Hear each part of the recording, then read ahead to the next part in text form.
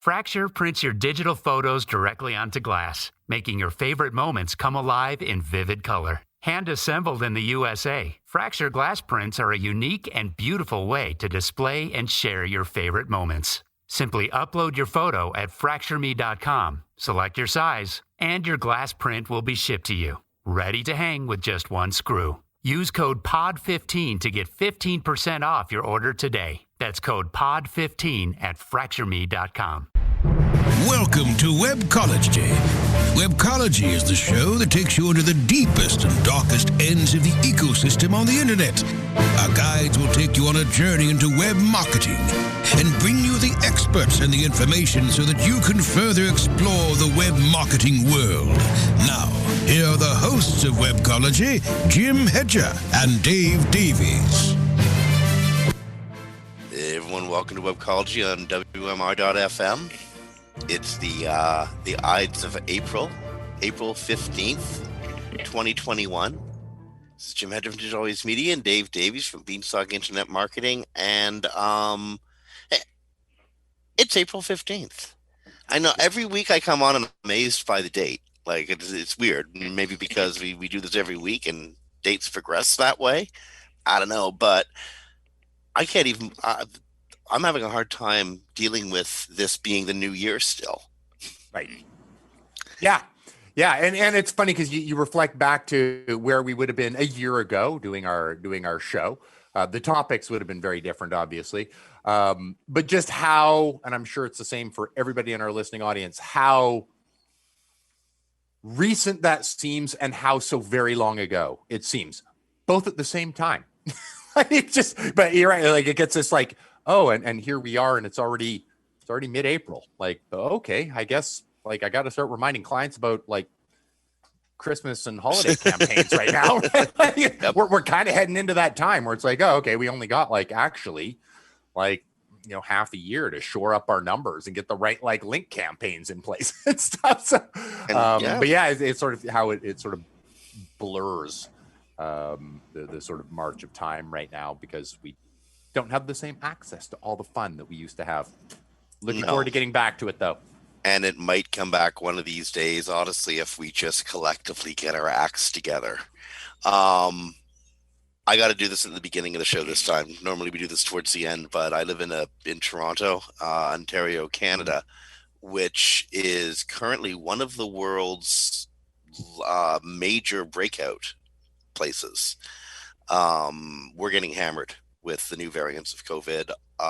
And while not quite there yet, our ICUs are almost at triage capacity, where they will literally have to dole out who gets care and who gets sent home to die. It's terrifying, especially given I have a life partner, my girlfriend Shauna, who is literally dependent on medical care and can't get it right now because the hospital, the medical capacity is closed off.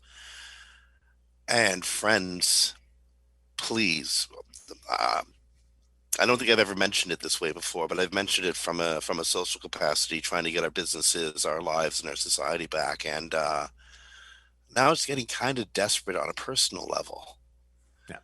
Please pay attention to COVID protocols. This thing is very real. And if a year into it, over 500,000 American deaths and almost 2 million deaths around the world haven't convinced you otherwise, what the hell will? But my partner can't get literally life-saving treatment for cancer and for a serious epileptic disorder she has, because the hospitals are full up. And she is one of thousands, perhaps tens of thousands of people in the area that I live in. Multiply that by all of North America and then multiply that around the world. And friends, we got to get our collective acts together. It's desperate. Anyway, yeah, please wear masks, stay apart from each other, sanitize your hands, wash your hands very frequently, get vaccinated as soon as you can, and don't worry about them blood clots. Honestly, don't worry about no blood clots. What is it? your chances of getting struck by lightning are lower than your chances of getting blood clots from the AstraZeneca vaccine. So you're more likely to get struck by lightning than you are to get a blood clot. But you know what's even way more likely if you don't get struck by lightning and you don't get a vaccine against COVID? You're way more likely to catch COVID. Now, I don't know if you'd rather get struck by lightning or not. I would, but get vaccinated. It's better than all the other alternatives. The lightning would be a cooler story, though. Like, of all of the variables here, If you live to tell the tale. if you live to tell the tale. Now, Fair enough. For what it's worth, I got my first dose of the Moderna vaccine, and I lived to tell the tale. And it was good. It was so good. They put it in, took it out, and I went home and lived to tell. And I watched TV. Excellent. So, but now Bill Gates is tracking you, Jim. I'm just letting you know. Well, I've already got like Larry and Sergey tracking me everywhere I go. So why not? And you probably use the Office suites, so and Windows. So, Windows, yes. The Office. I do have Office and Excel on my phone. Are you telling me that they trace where I go as well? Oh, I'm just assuming that they know everything. I mean, I use like Wonder, like it syncs up. Like they know lots and lots. I mean, they know less than Google because they're not tracking everywhere I do go. I don't know. Actually, it's funny. Now you bring this up and we should have like a security person going. And through those applications, what data is getting fed back to them? Would Microsoft actually use that, which they could use that application and go, we're just going to label it where it is in quotes, just to pull your location data in to understand a little more about you. Do I think Microsoft would do that? Yes, but why would they when they can just plant a microchip into your bloodstream? Because that just seems a lot easier. Well, what I'm more concerned about, and honestly, this is a real weird thing. This is a real thing. I ride the subways in Toronto a lot, and the subways are now all Wi-Fi service front to finish. And I often read client files on my phone because it's a chance to read client files when I'm, taking an hour-long trip on the subway. And if there's extra tracking devices in the actual documents that I'm checking out, who else is checking out those documents all the way along those lines? I got like 26 stops between here and my destination. Right? Is that 26 different sets of eyes? That weirds me out. Yeah. Yep, and it should. What else weirds me out? And what's that? Well, first off, friends, this has been a really busy week. We're gonna have to rapid fire through a whole bunch of stories if we want to cover half the stuff that Dave and I have put in the chat window that we're trying to cover. Roger Monti published a piece in today's Search Engine Journal. Google research paper reveals shortcoming in search. That freaked me out. The conclusion that this paper that Roger read and the article he wrote comes to. First of all, search as it works today answers quick questions. The example used in the research paper, why is the sky blue? Oh, I'm sorry, what color is the sky? It's blue. What is the baseball team from Boston? The Red Sox. Really easy to answer questions. What search doesn't do is extract a bunch of different points of information, put them together, and come up with a paragraph-long essay on something or another. For instance, why should I not make a nuclear bomb in my garage? Well, Jim, we'll tell you why. But first, let us show you the recipe because it's very, very difficult. I don't know. I mean, like, it never occurred to me that search would be used, search engines would be used to come up with extraordinarily complex answers. What do you think? Yeah, it was interesting because when this posted, I retweeted. I think this was like a fascinating sort of article and the study it was based on. And my initial thought was, yeah, and that's what Smith is for. But it'll be like Smith version 3 or 4. I don't know. We'll call it Fred, right? Or like whatever it is, but understanding longer form. And that's why I say Smith version X. It would also require integration of algorithms. Like Smith itself is actually just built to connect the dots between passages. Like I Mhm. shouldn't say passages because it's not passage indexing, but how between does this blocks of language content, relate to longer this form. language? Exactly, in a longer form than say BERT, which is built for exactly the kind of queries we're talking about here. And so Google has 6 years of experience with getting to the answers that they have right now, whereas something as sophisticated as Smith is just rolling out. And to do what we're talking about in this context, we're going to need something far more elaborate than that to be able to understand a complex subject matter. I mean, or even a simple subject matter when you go, what is a dog? Right? Like, okay, that sounds like a really simple question, but there are multiple breeds, there are multiple reactions, and if you go to like, is that the animal or like, is it like the slang term? Is it like there's actually a lot of answers to this, and you would need to extrapolate to sort of create a pseudo wiki page or Wikipedia entry for that answer. So it's a highly complicated task. It's not at all surprising that they haven't gotten there yet, but it's very concerning that I don't see them as particularly far away. Like it'll be some version of Smith combined with a couple other algorithms sort of mushed together.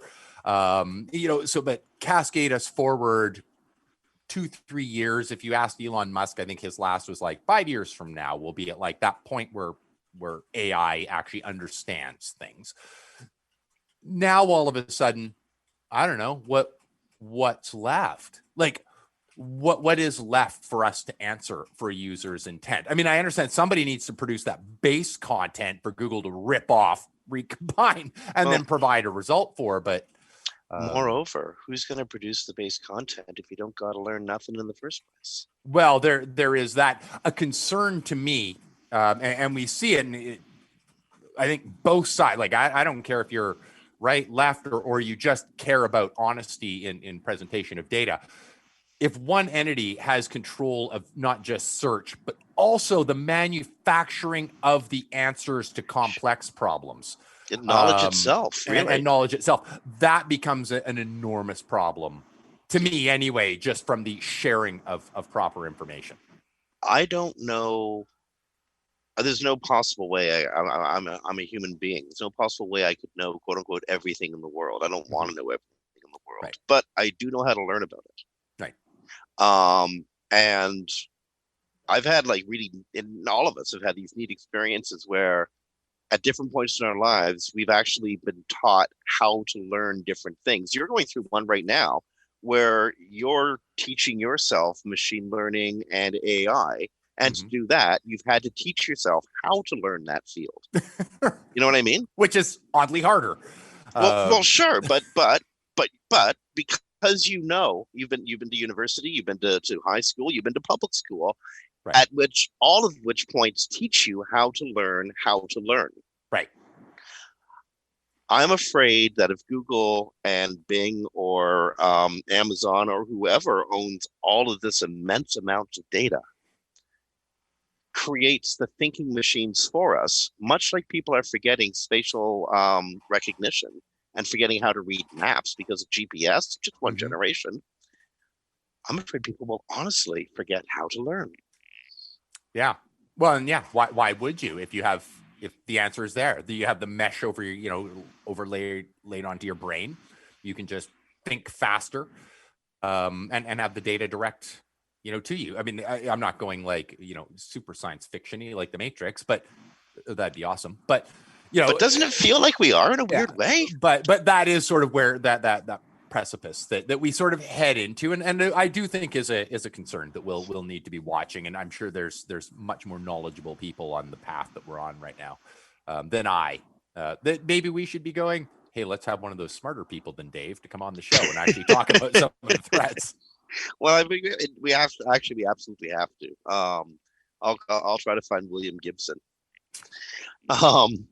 Okay. Quick one before we got to go to break, and this absolutely delights me to say, Kim Krausberg is back. Mm-hmm. Did you see the piece she wrote on usability in Search Engine Journal today? Or a couple days ago. Sorry, I did. Yeah, I actually saw it today, but take it away. There's not a lot to say. Read it, friends. Go to Search Engine Journal, find Kim's article, read it, and when you see her name come up, With MailChimp, you get more than a URL. You get an all-in-one marketing platform to help drive sales. With things like data-driven recommendations and powerful automation tools. Get started today at MailChimp.com/smartmarketing. MailChimp, built for growing businesses. Read that too. If you want to know anything about accessibility and its impact on usability, Kim Krausberg is the expert's expert in our field. Yeah. And it's really cool. She's writing again. It's wonderful to see.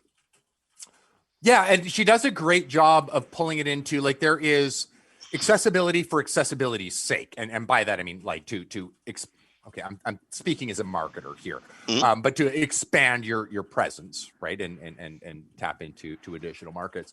But she also makes, when she's writing or speaking, makes a great case for a lot of the mechanics and principles behind accessibility, like the technical accessibility, like WAI accessibility, in just the application of those principles to just standard web dev UI principles.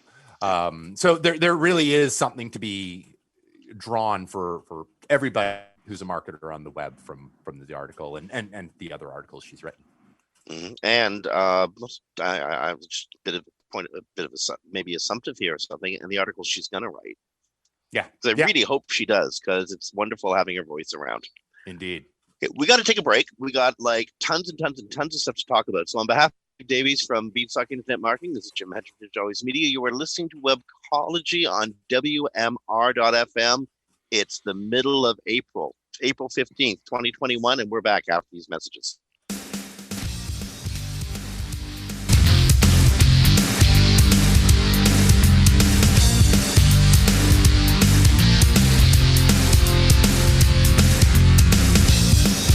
For maximum customer engagement and retention, choose CleverTap.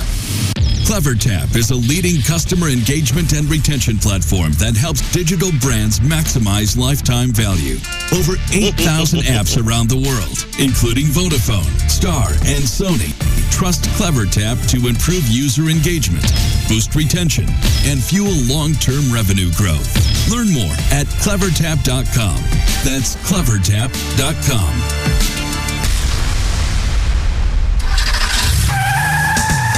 Are you looking for the best in WordPress speed, security, and scalability? WP Engine is a digital experience platform for WordPress, powering digital experiences for large brands around the world.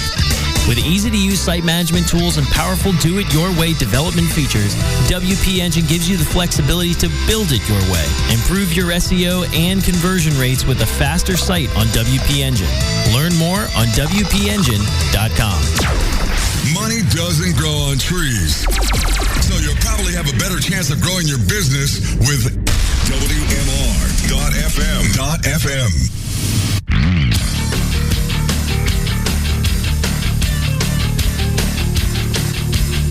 Webcology takes you into the deepest and darkest ends of the ecosystem on the internet. Here are the hosts, Jim Hedger and Dave Davies. Everyone, welcome back to Webcology on WMR.FM. It's April the 15th, 2021. This is Jim Hedger from Always Media and Dave Davies from Beanstalk Internet Marketing. And we got kind of a weird problem because we have like three major stories that would fit in perfect to the beginning of the second segment. Core Web Vitals are being rolled out, I think, this week. They're unleashing the... I'm sorry, not 2 weeks from now. They're unleashing the... was it the Kraken on that one? I don't know how they phrase that, but the folks in Mountain View are like, hey, if your page is dancing around too much or loads too slowly, we're going to beat on your head. That's a big story. Mm-hmm. Another big story was an algorithm update that rolled out last Friday, the Google product review update. It's now Thursday, and we've seen a crap ton of movement on it, and I think we need to review the product review update. That's a big story. Mm-hmm. And then there's 4 big stories, because there's also Project Bernanke.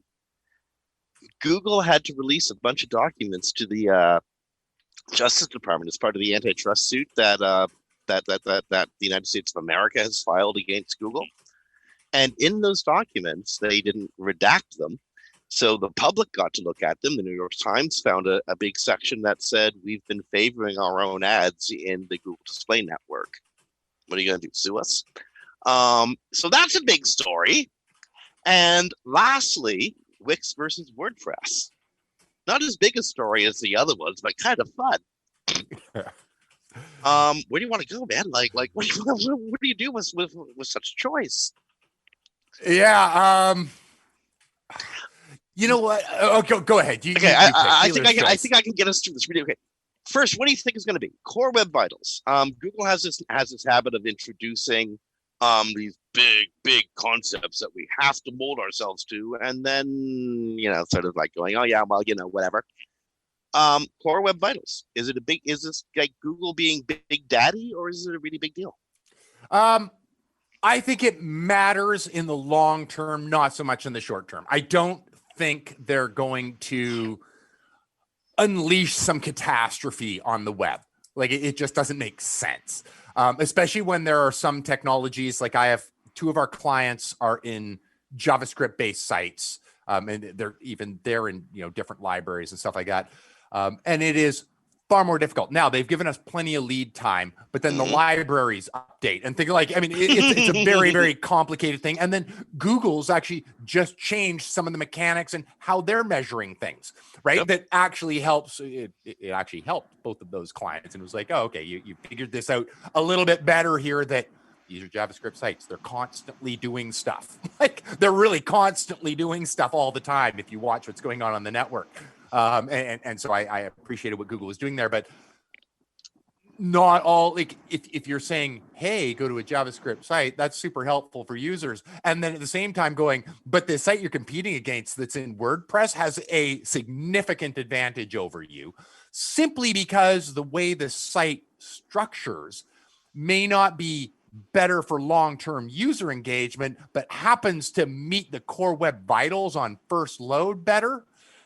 You're actually not doing a good job. So I suspect what we're going to see is Google deploying this on like they did with HTTPS, like they did with the mobile first, sort of update where we'll start it out a little slow and let us all sort of figure stuff out, and let like the JavaScript library devs figure out what they need to do. Let the developers themselves figure out. But sometimes, and we all know this, like we've been to this rodeo before. Sometimes those developers, SEOs, site owners need just a little kick in the butt, right? Like, okay, you fall in two positions. We're not going to drop you the 3 pages that you should actually drop here. We're going to just drop you a little bit. Here. Get your attention. Yes, when your SEO told you this was important, what they meant was it's costing you traffic now. Right, so. According to Google, there are 6 really important Core Web Vitals, 2 of which are really, really important. So let's only deal with those 2 right now. First, contentful paint. Mm-hmm. When is enough, or when is the largest block of stuff? When is it useful to your website user? And cumulative layout shift. How much does your page dance around as it loads? Even after it becomes useful to the site visitor, is your page still moving around? So if like I'm filling in a form or reading an important paragraph, am I going to get lost as your images start to flesh themselves in? So those are the 2 really important metrics, and the ones that Google is probably going to put stock in starting sometime next month. But like Dave says, it's probably going to be a staggered thing because there's already a lot of chaos happening. Yeah. The reason I wanted to do that, to start with Core Web Vitals, was to get out the idea that it's really possible for Google to say, we're going to do this and it's going to have X, Y, Z, or X, Y, and Z kind of impact. And then as we actually approach or get past the deadline, Google reevaluates, but doesn't recommunicate. Right. So we see an example of that with the way they're rescoring cumulative layout shift. Because let's face it, like they were scoring it really tightly, and I think like 4 or 5% of websites actually passed their bar. Yeah, well, and you hit a serious problem on Google's end here in dealing with problems like this, because if you go into some of their recommendations, you would hear from Google, if at all possible, move those styles down to the footer. If at all possible, move those scripts down to the footer. Let us load the most important content. But if those styles are the one that goes, my left-hand navigation is X pixels wide, my hero image block is X pixels high by X pixels wide, your cumulative layout shift is going to be delayed because you're loading everything in. Then you're getting to the script that actually goes, oh, by the way, this is the shape of them.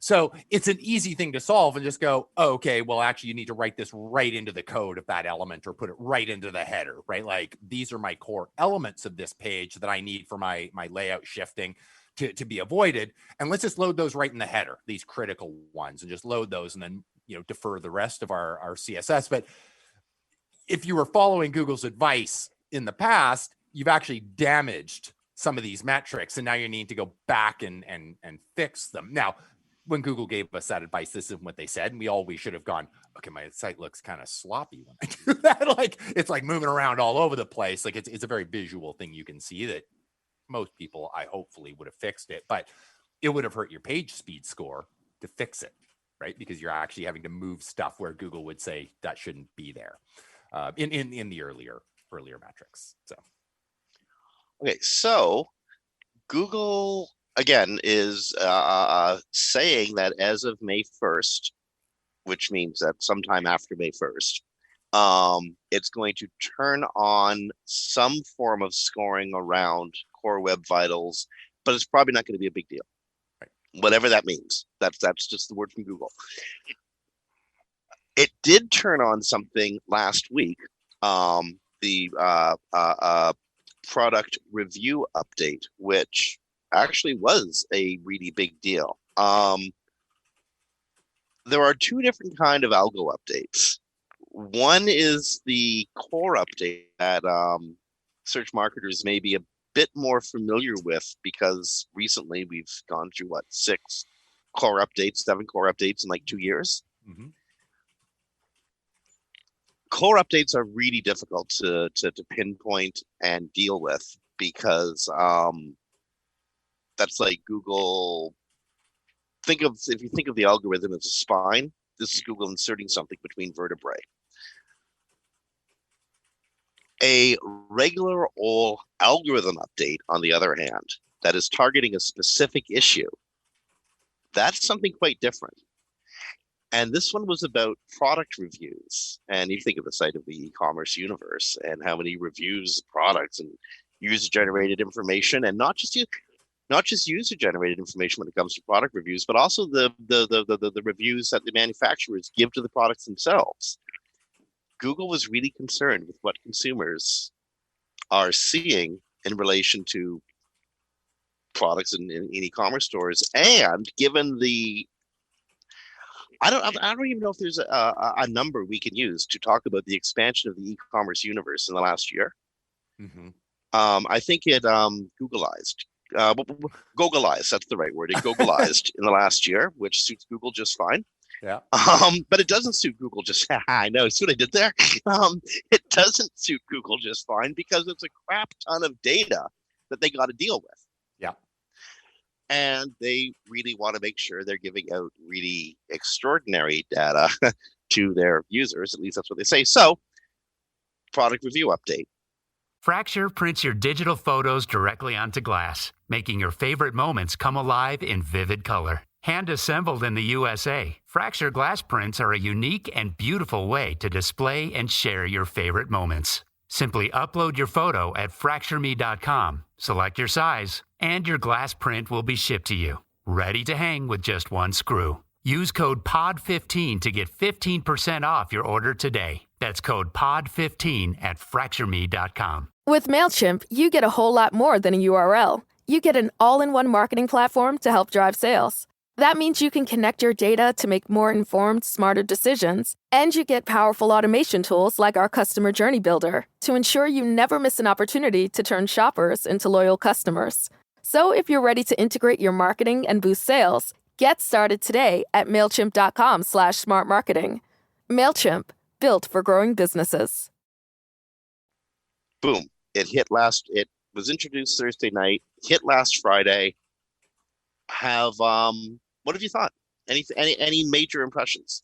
Yeah, I mean, our clients weren't impacted really one way or the other by this one, which is good, I guess, just by like the competition and who they were up against. It was all just sort of like, it was all kind of level with our clients. So I guess if I can't, well, we talked about it on the show before, through most major updates, what I hope for is nothing. Yes. Because I mean, as you know, like the pendulum will go back and forth, like even, for people that are in the thick of things right now. And I feel for some of them, and I'm happy for the other half, right? Like, because it's zero sum, right? So for everybody complaining, there's somebody going, that was awesome, right? Like that's how every update goes that has a shakeup like this. But I, like everybody else, completely see that this was necessary. The reviews need strong attention. Just absolutely they do, as far as from Google's standpoint, because what Google needs is trust. Now, we were talking earlier about like security and that sort of stuff. Do we trust Google? But sure, but from a review standpoint, we really need to focus on that, especially on e-commerce. My entry point on my journey to purchasing, it just is this way and has been for years. I go to Amazon, I run my query. Why? Because they have lots of reviews. I can read them. They have verified buyer stats. I can actually see what's going on. Now, I'm not a super big fan of Amazon, so I then go over to Google. But Amazon had the first kick at the can, and I now know the price. And then I'll go over to Google and find stuff, but I don't trust Google's review system, right? It's not as robust. It's not as transparent. And so there isn't as much behind it. So I'll then go over to Google and see, can I buy this locally or something like that for around the same price, in which case I'll do that. Now that's just my journey, but my journey started where Google doesn't want me. My journey started on Amazon. If Amazon's going to offer me a better price, that's where I'm going to buy it, right? Like where it's significantly better. So the major difference is Amazon is, either filling in that data itself or forcing manufacturers to fill in that data anew. I had a client a few years ago, one of those big auto boat house, the trading magazines, okay? Mm-hmm. And in their auto section, they would, a make and model of a car. It's very hard to describe a make and model of a car differently from place to place to place, because it's the same 1999 Honda Civic in Toronto as it is in Boise, as it is in Fort Lauderdale. It's a bloody 99 Civic. Right. And so the sales lots, the auto salespeople, the distributors or whatever, would write these all cap terrible product descriptions and terrible product reviews of their, and they would upload it across this universal database. You see the same thing in real estate. Mm-hmm. There's these terrible descriptions and product reviews, horrible things. Yeah. This is what Google's targeting. Amazon, on the other hand, these are people who are like, setting up a real honest to goodness storefront in a digital environment, and that's how they approach it. Yeah. Completely different intention on the get-go. Well, indeed. And I mean, the challenges are very, very different. Like you look at, as you were stating, basically, you look at Amazon, it's a closed environment. They know what my purchases are. It's very easy. And that's part of the reason I go there first. That's why I trust them. They can go verified buyer. We know Dave bought this. We know he reviewed it. We know he answered this question on it. We know that he's owned it for this long and hasn't come back and gone, nope, turns out it was crappy. Right? Like, On the web, on the other that. hand, Google's just hoovering in information from who knows what where. Yeah, indeed. And that'll obviously be something that they have to address. Like, if they want my confidence in e-commerce, if they want my confidence in shopping, they need to come up with something, and it needs to be more sophisticated than Amazon's. But they need to come up with one way of doing a verified buyer sort of environment. Now, that actually leads to one of the stories we have coming up here, where they're sort of tying into the payment processing system on certain e-commerce sites. Now, that may be, other than just, it's always good to get in front of the payment so that you know the conversion so that you can charge people more for ads. But that may be the connector involved here is going, and I'd seen it, Barry had shared. Anyway, we'll get into that in a minute. It's that may be the gap that needs to be bridged, and this may be one of their efforts to bridge that gap and allow them to go, yes, we know they purchased it. Yes, this is their review. In the sites, I have a number of e-commerce sites I'm working with now, and I've seen minimal disruption, slight trajectory upwards, which I think is the best thing I could possibly say. It means that we were already sort of, and I've been on a schema kick the last 4 or 5 months, but I'm working with a pretty serious dev team, so it's easy to be on a schema kick because I got people to do it for me. It's true. Yeah. But you know what? It's totally worth it. And I think providing Google the information they need in as speedy and ordered a manner as possible is the reason that the little lifeboat website, the little group of websites I'm in this lifeboat, are having a fairly smooth journey.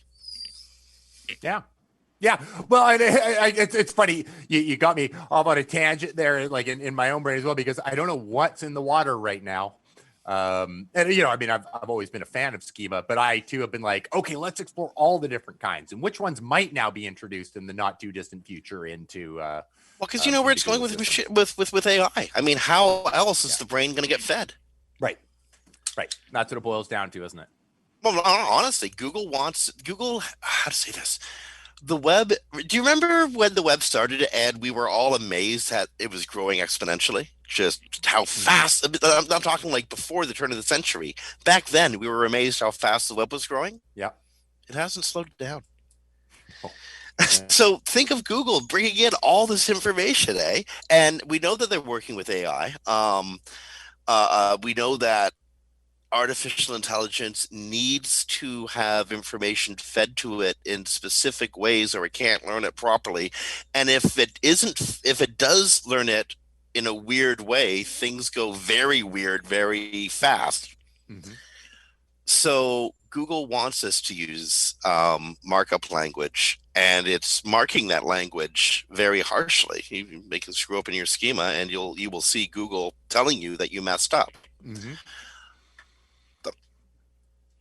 If you feed it what it wants to eat, it will grow and flourish. That's one of those Chauncey Gardner sort of like being there looks at search. Right. Yep. Okay, we have a few minutes before we got to go to our next break. Did you read about Project Bernanke? Yes, I did. Why don't you summarize this for our?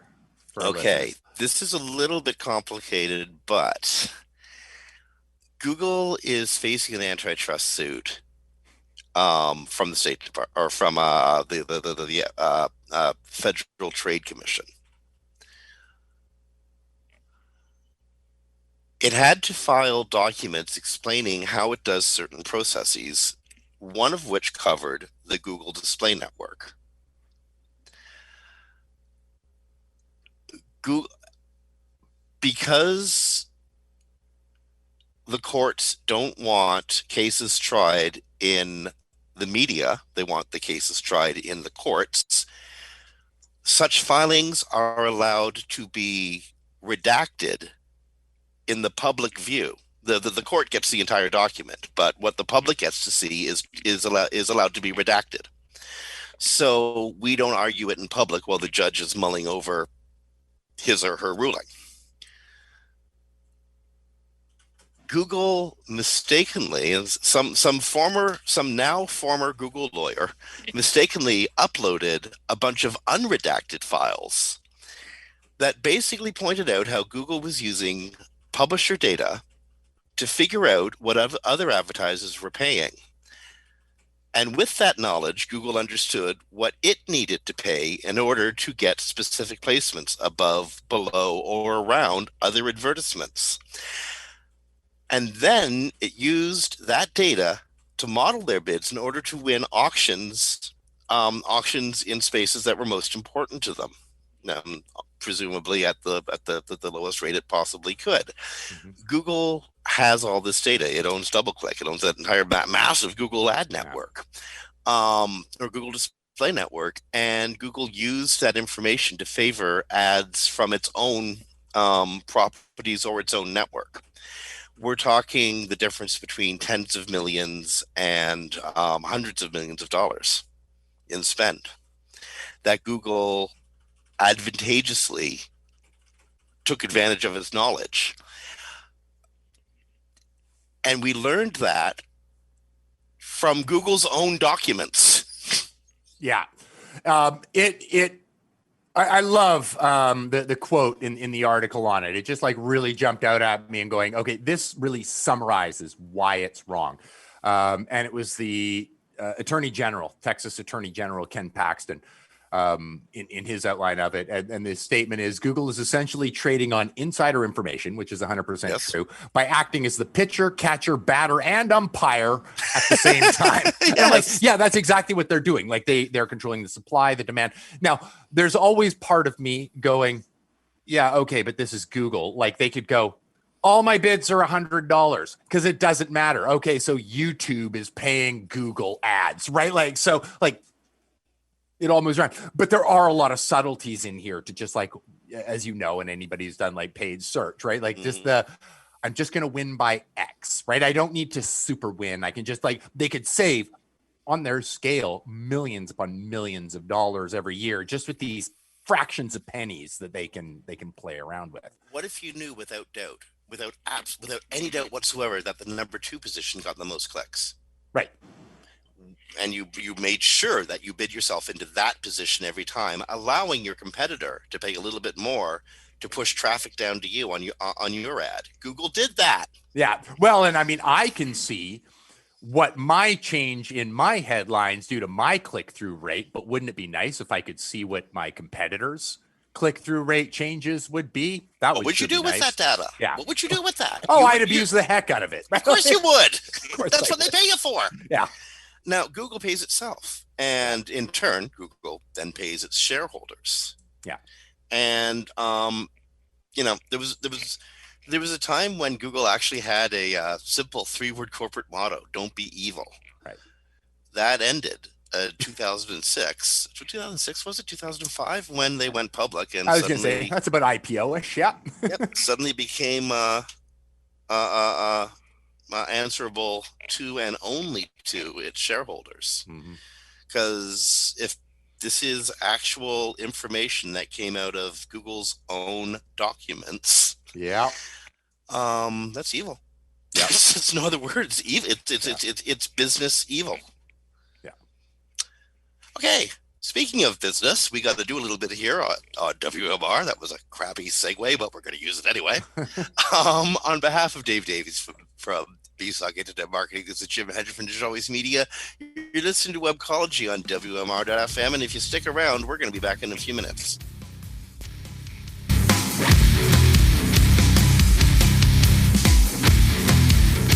Here's the truth you need to know about podcasting. The biggest problem you face right now as a future podcaster is the myth that it takes an enormous amount of time or effort to produce a high-quality professional podcast. Luckily for you, there's a solution to your problem. If you're an online marketer who really needs to grow an audience of buyers but can't do all the heavy lifting alone, then here's the solution you're looking for. Introducing the DFY podcasting system. Here's what you get. 30 minutes of one-on-one training, a weekly podcast for you or your company, distribution to almost every podcast portal, an embeddable player for your website, an ebook called How to Podcast, created for WMR.FM show hosts. and much, much more. And best of all, you'll start seeing results with the DFY podcast system within a couple of weeks. You're just one podcast away from growing brand awareness and engagement in your business. Log on to podcast.wmr.fm and sign up for a deeply discounted rate today. That's podcast.wmr.fm.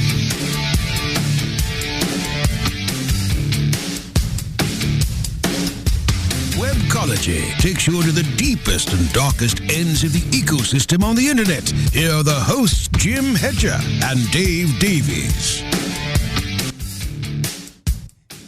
Everyone, welcome back to Webcology on WMR.fm. It's the middle of April, April 15th, 2021. This is Jim Hedger from Digital Always Media and Dave Davies from Beanstalk Internet Marketing. And let's see, we still got a bunch of stories we want to get through. I guess this was kind of known already, but still surprising to see. I check this fairly frequently. I often check it against information from Google Search Console. Google Cache. It's important to see the cache view of your website, to see how Google's seeing it. You know, and turn off all the CSS and just show you the raw website as rendered. It's a totally unmaintained legacy feature. Yeah, I saw them post that, and I'm relieved. I actually had made a note because John Mueller had made some comments on the tweet just sort of discussing it, and I'm like, you need to keep it. Now, here's why it's critical, and a lot of people wouldn't know, and might not even know this workaround, is if you're talking about JavaScript, there's a bunch of headaches to JavaScript, and this one helps with one of them, is if you visit the cache of many a JavaScript-based site, it'll do that flicker and then go to its template, right? Or like a default page. That's all well and good, but you can still view the source. And if you view the source of that cache page, you see the source code rendered as Google saw it. It just, the function of the JavaScript will make it flicker and then go to a default page. But you can actually still see the source as Google saw it, URL specific. So not the sort of like defaulty template page, but the actual coding of that page with listings on it or content or whatever. I have had problems with pre-rendering engines. I've had problems with failing different elements of these sites. And it's always been really, really handy to go, I can just head over to the cache and just see the real world. Now, we can do that in Search Console and we can see that, but I have seen differences where it does just fine in Search Console where I like test the live page and I see that code in there. But then when Googlebot actually gets through and provides me a cache, it's still broken. So it's just nice to have that sort of like backup system in there to go, if I see this break, then I know something's wrong. I can explain why my rankings are down. I know where to look for a problem. So I'm glad to know it's there. I did like that John said, just because it's legacy doesn't mean it's going away. But, and maybe the system is just so simple, they're like, we don't need to maintain it. It does what it does, and it always is going to do that. Right? It's like Xenu. I don't think that software has been updated forever. But it doesn't really need to. I can still use it. It follows links. That's what it does. So no, I still use Xenu. I love Xenu. Yep, so do I. I've used it forever. And yeah, the cache feature isn't going anywhere. It's just a simple script, so there's nothing to update. It does the same thing every time, but there is a little bit of weirdness in it when it comes to pretty sure when it comes to e-commerce sites, there's a bug that's because I just experienced this. It's making it disappear. You can see it really quickly, and then it flashes out again. Ryan Jones from Sapient answered how to fix that. Put an equals or /1 at the end of your search string, and your Google Cache screen, if it's vanishing on you, at the end of the where it says web cache : HTTPS your website, and then the long string /1, and it won't disappear anymore. You know, I had a chat with him on a completely unrelated issue like a couple weeks ago, Yeah. I did not know he got his start in web dev. That's why he sounds, well, and he is so smart. That's how he knows all this stuff. He's a super Ryan smart is guy. a brilliant technical SEO. Yeah, Ryan is absolutely. And the proprietor of WTF SEO, which I dare say needs an update. Yes, I dare say. Fair enough. Okay, where do you want to go next? We got so much here. I guess we got to talk about Wix because we promised we would earlier. Oh God, again? I know, but we sort of need to. So for those who've been following since last week's episode, we're now at a new episode where they've sort of gone back and forth. WordPress has responded to Wix coming out with a bunch of ads, sort of poking the bear. Then WordPress responded, then Wix has responded. It's getting kind of ugly. WordPress basically came in, accused them of like stealing code and all sorts of things. Then Wix has responded, basically going, "No, we didn't." And here's our email chain. Open source. And like, it's just like, well, yeah, and a valid point. Like, it's open source. Like, we're not stealing anything that's open source. And they did claim to leave their code back in the repository, which is the agreement. Yeah. Well, and one of the things I found funny was one of the WordPress attacks was they try and lock you in. You can't have you can't export out. You get your content exported out of there. But then one of the responses was a link right through to WordPress, which is the import from Wix plugin. Like it's right there to do an import from Wix into WordPress. So I'm like, it's getting ugly. But you brought up a really, really good point, I think. If I was Wix, I didn't see this last week, but right now, this worked out really well for them. So last week we reported on how Wix was sending these really high-end Bose headphones to certain influencers and webmasters in the community. Mm-hmm. And along with the headphones was a QR code. You scan this QR code and you get taken to this series of commercials trashing on WordPress. Wix just trashing out on WordPress. From the pretending to be WordPress, but how crappy WordPress is. This really pissed off Matt Mullenweg, the guy who made WordPress. Matt talks about the nobility of open source and how he was, hard done by Wix and all that sort of stuff. Mm-hmm. Vashi Abrahami, the CEO of Wix, fires back with, "We didn't do that. Hey, it's open source. We gave you the code back." And besides which, as Dave said, here's how you do what you say you can't do. Which was actually a very reasonable response. The ball is now in WordPress's court. And what happened was Wix, as Dave phrased it, poked the bear. The bear woke up out of hibernation. And the first thing it did was growl and swipe. And then Wix stood back and said, "Yo, bro, what are you swiping at?" And now we're all looking at it, talking about it, and reporting it in this way. So Wix achieved the narrative it was looking for. Yeah. No, it went very, very well for them. Yeah, it's almost frustrating because you were manipulated. Yeah. But it was done so well. You just gotta recognize how well they did it. Let's be honest, we're all marketers, right? Us and everybody on the show. It's what we all can appreciate. Okay, I see what you did there. That was good. I'm doing exactly what you tried to get me to do. You made the button red and I clicked it, right? Like, well done. Okay, proof is always in the pudding. Wix, you have opened a Pandora's box. Honest to goodness, you have. You've gotten people interested. Yep.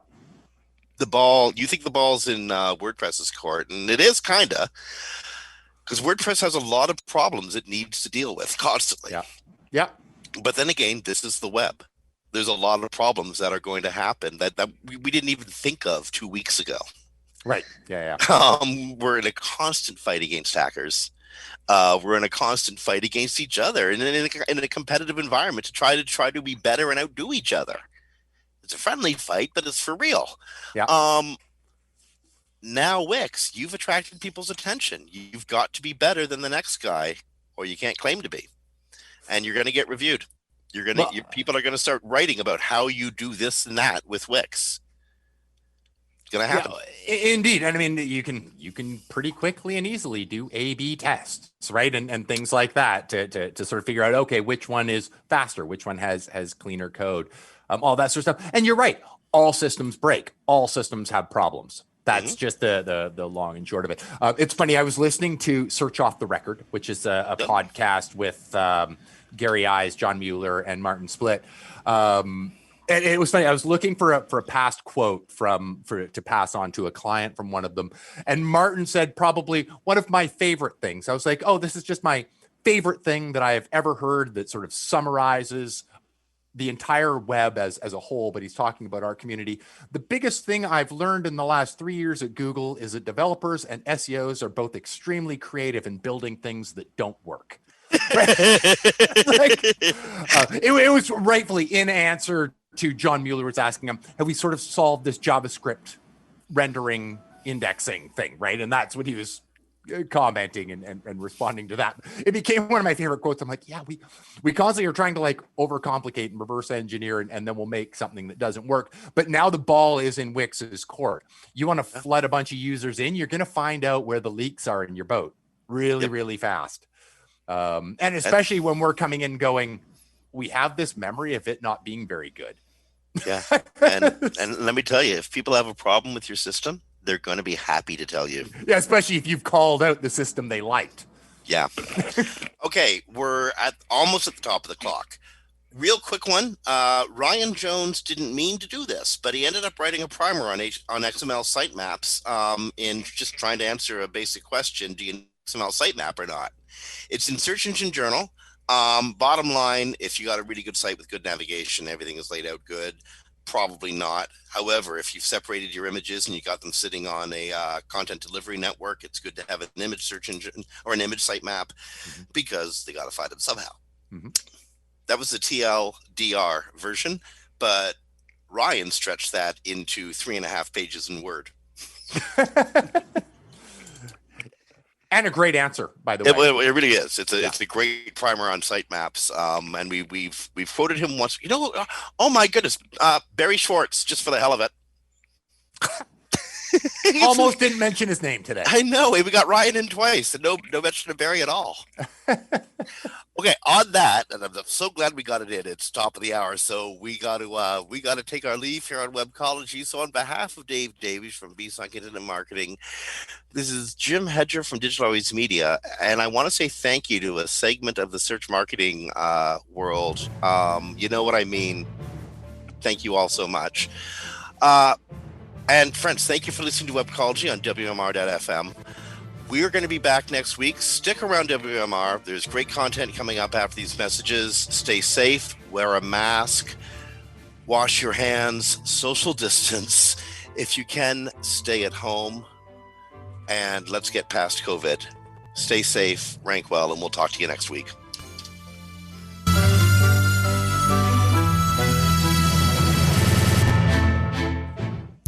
The opinions expressed in this WMR.FM program are those of the guests and hosts and do not necessarily...